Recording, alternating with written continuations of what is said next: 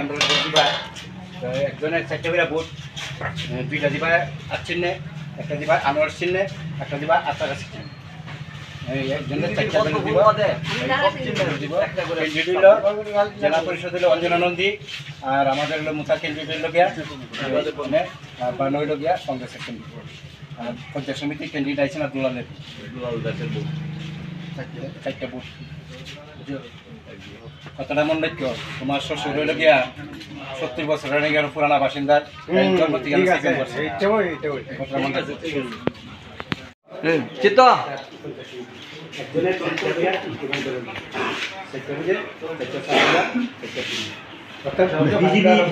বিরোধী জনতা পাও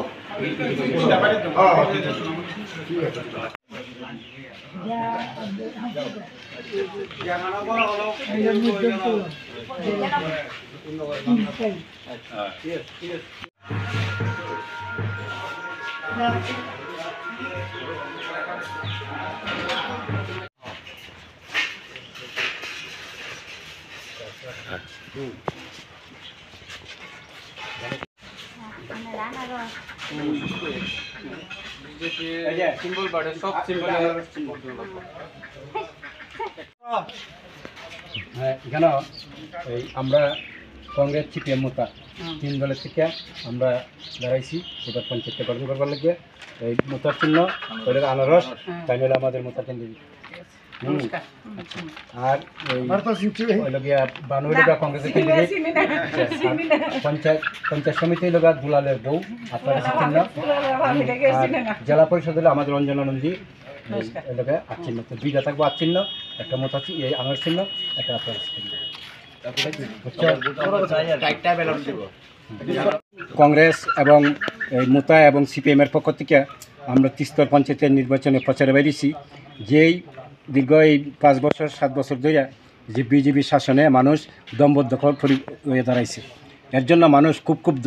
এইবার সবাই মানুষ, সাধারণ মানুষ ঐক্যবদ্ধ জোট হিসাবে ইসের যাতে পরিবর্তন ঘটানো যায়, যেমন ইন্ডিয়া জোট, মানে এইবার এই সবাই ঐক্যবদ্ধভাবে মানে বিজেপিরা প্রায় কেন্দ্রে ধরাসি। এই হিসাবে পঞ্চায়েতে এইবার মানুষ বিজেপির আর চায় না।